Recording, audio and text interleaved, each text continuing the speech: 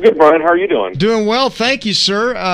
I know we're right in the heart of basketball season, but this week DeLoss Dodds made a few comments that once again showed just how arrogant he can be. He took a shot at Missouri. He talked about losing being a good thing sometimes. And what did you make of all of that?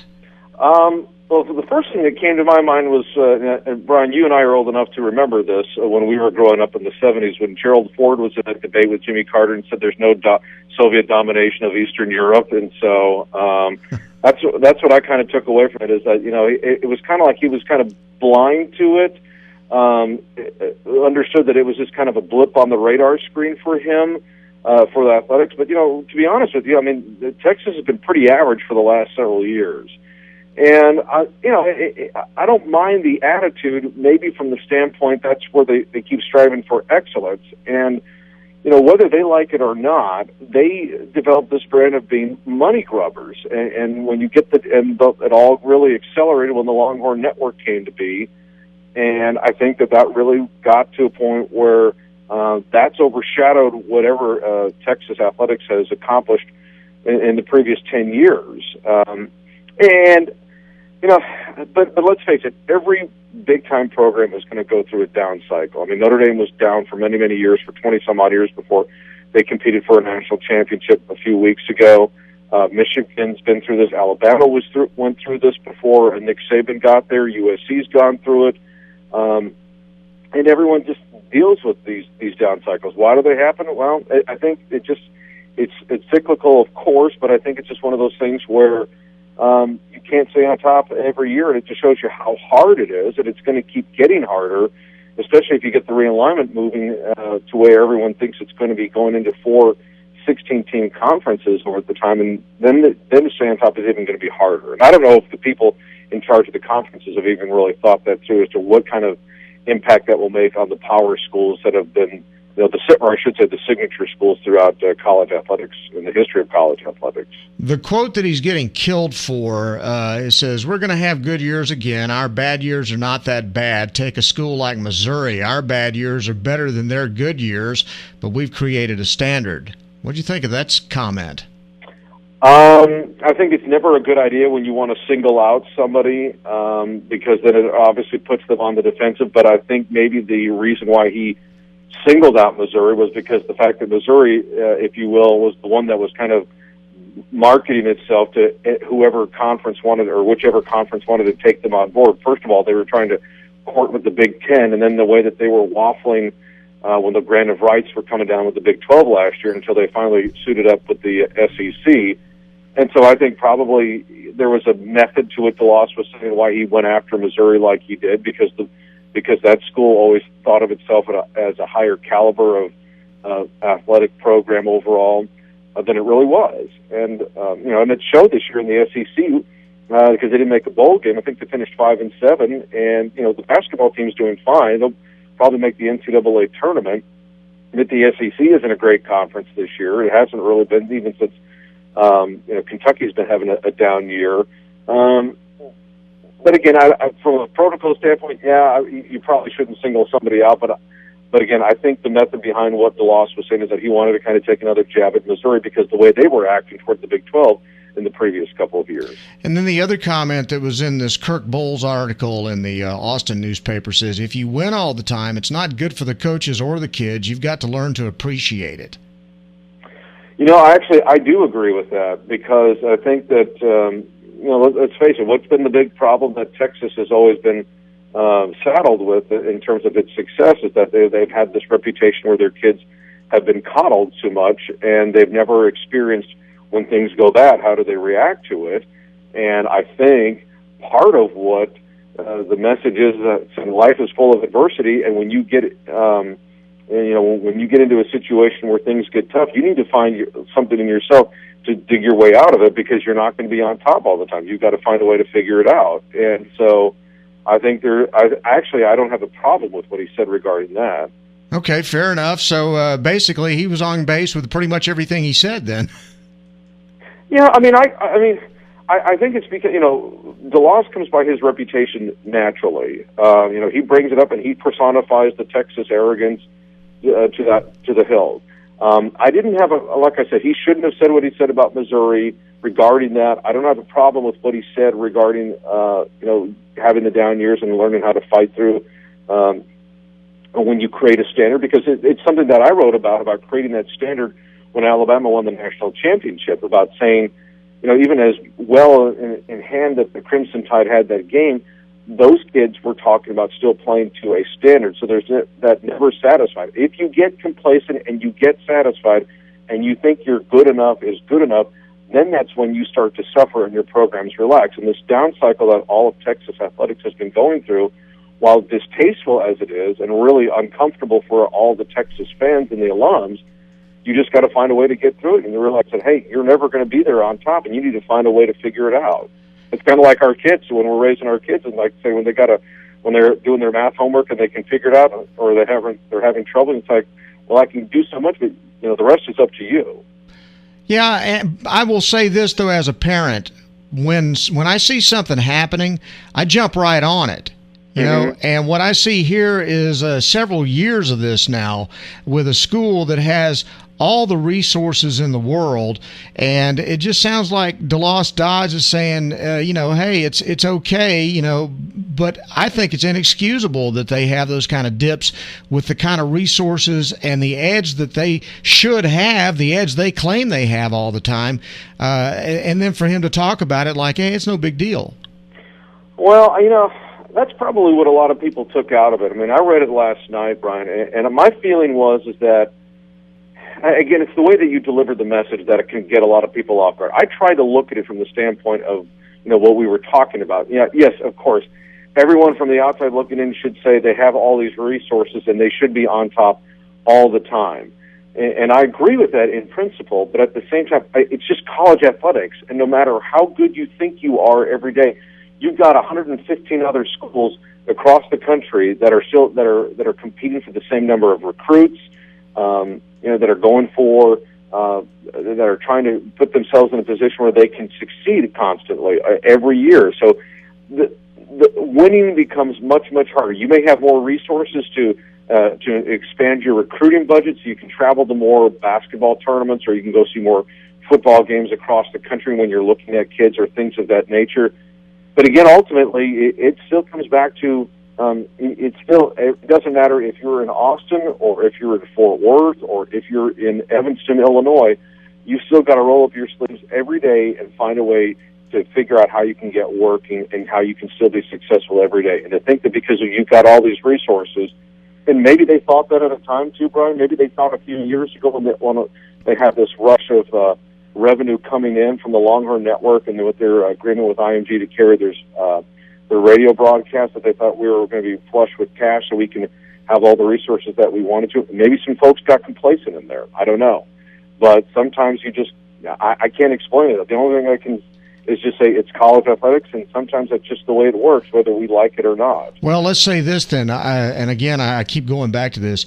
If Texas did get complacent, this happened on DeLoss Dodd's watch. How much fire should be, how much should his feet be held to the fire right now? Well, obviously there should be some held to him, but I think it's going to be a case where if the football team struggles again in 2013, and if the basketball team, I think Rick Barnes will get a pass this year. As much as we've talked about the struggles in there, and I thought that this could be it, but I think that might be a situation where Rick will probably get a pass because he's still gotten them to the NCAA tournament, which is one of the goals in that program. The women's basketball program has obviously suffered in recent years. The baseball team really had a bad year last year. And there's not a lot of expectations this year from what I gather. But again, if this starts to spiral again, I think ultimately what DeLoss and potentially Mack Brown will be judged on, because they've talked up the 2013 season, or at least Mack has, is if they don't have a really successful season, then maybe it gets a little bit louder, and maybe you start to see maybe both of them, the whispers of them next December, stepping down, retiring, whatever the case may be. They're not going to get fired because of their tenure there, but they'll gracefully exit the scene if it comes to that by the end of the football season of 2013. Okay. Saw something very interesting, and knowing that your background with the Big Ten, having grown up in that area and so forth, the Big Ten this week announcing that they're not going to schedule FCS schools anymore in football. I wanted your take on that, and do you see the Big 12 following suit? It's a great question. Every school has its own formula in scheduling because a lot of them like to have the opener against if you will, your FCS team, your Sam Houston State or your Stephen F. Austin, to kind of treat it as an exhibition to get your kinks out, and then you gradually work your way up. I think the Big Ten's message there was that because they have had a lot of these issues in these benchmark games where they've really struggled over the last 4 or 5 years, that I think that they just took it upon themselves in saying that these games against maybe Western Michigan, I know they're not, I know the MAC isn't FCS, but I think you know what I mean, like a New Hampshire or an Indiana State or Northern Iowa or somebody like that are really not helping our cause. I think the Big Ten knows that it's got a real reputation problem in terms of where it stands in the college football hierarchy. They were more competitive in their bowl games this year, but they were still, I think, 2-5 in their bowl games this year, so they didn't really produce in terms of wins. But at the same time, I think what they're trying to send the message to all their coaches and saying, look, there's a lot of onus on us to be better and to pick up the pace and to play better football.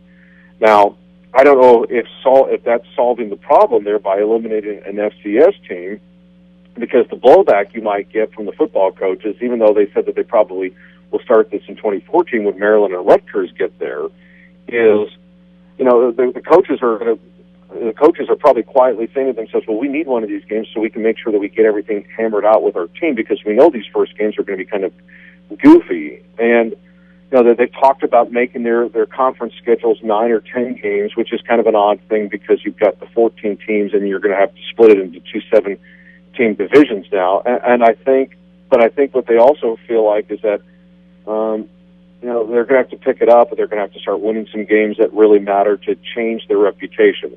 Obviously, the best football is being played in the South between the Big 12 and the SEC and the Pac-10 to some extent.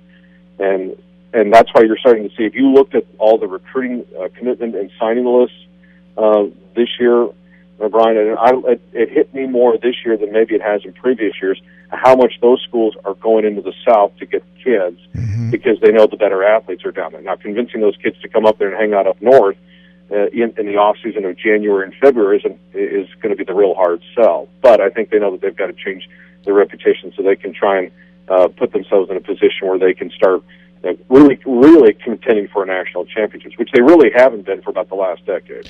And here's a theory, too, that I thought about, because they have lost ground to the schools in the South, and I'm thinking that probably they're looking at the necessity to strengthen their schedules because of the playoff system coming up. If the committee comes in and uses strength of schedule like they do in basketball, that may be one way that the Big Ten can kind of break into that top 4 if they have a team that, you know, may not have the resume, say, that an Alabama has. This may be a way to kind of equal the ground here. It certainly makes sense. Again, when you look at where they would stand as far as trying to get into that picture, that's probably a way to build up their resume. So that totally makes sense from that standpoint. Now, when you do something like that, you better, there's a risk-reward on that. Sure. You're going to risk putting yourself out there against, you know, better competition, and you're going to be beating up yourselves over the course of a 9 or 10-week season if that's the conference schedule that they decide to go with. But the other thing I would say to you is, if they come out on the other side and put themselves in a position so that they're going to be competing in the national semifinals, then they're brilliant and they're geniuses for doing it. But if they keep getting beat up, sure, and they're always on the outside looking in, and their only hope is to just go to the Rose Bowl in years that the Rose Bowl isn't in the rotation, then it's really going to blow up in their face. So there's some consequences behind this. One other thought too, and this is strictly from a fan standpoint. This is a kind of the same gripe that we have with the NFL with preseason games. I think it's horrendous that colleges will charge full price for you to go see, Texas take on, hashtag state, and pay full price for that, and knowing that the ball game is going to be 70-0 at halftime. Mm-hmm. And so I think I like the idea. I wish it was NCAA mandated. I don't like it for the FCS schools. I've got a lot of friends that coach in schools like that, and obviously that's a big part of their budget. But it sure makes sense. Being an LSU fan, I get no big thrill about thinking about paying a full price to go drive down to Baton Rouge to go see LSU play Idaho. It's funny you mentioned that because, as I think I've told you, I've got in-laws that are down in New Orleans, and I've got two, and my brother-in-law and my wife's cousin are actually LSU ticket holders. Now, he was telling me, now you might know this better than I will, but he was telling me up about 2 years ago that LSU is at least one program, and maybe Oklahoma is another one where they do this, where they actually have kind of got a fluctuating ticket price for all their home games. So maybe that FCS team that you were talking about, maybe that McNeese State or somebody else, that game ticket's like $40. But if Florida's coming in, then that ticket's $80. And maybe Mississippi State is $60. At least that's the way I understood it. Now that's obviously not nationwide because there are a lot of schools that will charge the same price for all the tickets. Maybe it's maybe big schools like LSU and Oklahoma can do that. I don't know if you were aware of that with the LSU situation, but at least that's what he told me of how LSU did it. But nonetheless, I know like with the schools that have that don't have as big a budget, like an SMU or a Rice or a UTEP or something like that, they probably do have to charge the same for all the tickets so they can get maximum revenue. Because if they go $15 on an FCS opponent, with their budget constraints being what they are, then that really puts them in a deeper hole, and they might be in a bigger debt, if you will. Because Let's face it, Bryan, we both know that most athletic departments across the country are running in the red, and the university has to dip into the coffers to help offset that, with the exception of maybe of Texas and Ohio State and a couple of others. Okay, and I don't know about the LSU ticket fluctuation prices. I honestly don't know because I wouldn't pay good money to go see LSU play Idaho. And that's fine. I mean, like I said, that's what my wife's cousin was telling me was how LSU does it. And that was maybe about 2 years ago. What I always thought about those kind of ball games is that people paid good money to go to the college football game, and then at halftime they all got up and left the stadium collectively just so they could go sit out in the parking lot and tailgate for the second half. And I was going, man, you could have just stayed home. Yeah, exactly. Well, but then again, it's all about the tailgating. Oh, yeah, and there's no better tailgating than Baton Rouge now, I'm going to tell you. I mean, it's good, but boy, to drive all the way up there, pay that kind of money for a ticket, even discounted, I can't imagine the discount is too deep, and then get up and leave at halftime. It really looks bad when you're on television and the stadium's completely emptied out and your team's winning by 50, Oh, yeah, it's not a good look. Without question. All right, college basketball. The Tin Herbs are still battling it out, but today I look and ESPN's bracketology has 6 teams from the Big 12 going to the NCAA tournament. You okay with that? I guess I'm going to have to be if that's the way we're. I mean, I can't argue with Joe Lunardi. He's really good at picking these things. What is he has? Maybe like a handful of misses in the years that he's been doing this. Obviously the 4 no-brainers are Kansas State, Oklahoma State, and Baylor at this point. And then there's kind of that gray area with Oklahoma and Iowa State. Now, I still think there's a lot to be done. And again, he's setting the field as of today. Mm-hmm. And of course, we've got a month to go before we can figure out where everyone's going to be going. Because if Iowa State crashes and burns, I can't figure out the Cyclones because they look good at certain points, and then they just pull I don't want to say flat tire, but I mean, you can't lose on the road in Austin, despite the fact that Mike Kabonga came back for them. You've got to find a way to win those games and keep building your resume. And Iowa State, although the other numbers suggest, I'm still trying to find out where the Cyclones have the quality wins outside of BYU and then the home win against Kansas State. They've lost every big game that they've played in, just with the exception of, and I don't even know if you can really count the BYU game in that. But they've lost, and that's a bad loss to Texas that they had. I think Oklahoma, probably I would give them the nod. I mean, if you've been following my power rankings and I have the projected team, I'm not as generous as Joe is, because I have 4 teams in the tournament and I have 2 teams going to the NIT. And as of today, and it'll be out later on today or tomorrow morning before the Saturday games get going. But right now, my NIT teams are OU and Iowa State, because I can't figure out I can't decide if those teams really are deserving. 1 week, I think Oklahoma's really got a chance to get to the tournament, and then they fall back. And then it's the same thing with Iowa State. Will each of them get there? I only think one of them is going to get there. I'm saying 4 safe for the Big 12, maybe a 5th. But as we talked about last week, I still don't think, depending on the matchups, that I still don't think anyone's going to get through the first weekend. And the Kansas is, I felt bad for Kansas State on Big Monday, because you could see that coming back to the Allen Fieldhouse on their first 3-game losing streak in 8 years, and they just kind of took it out on K-State, which always struggles against KU anyway.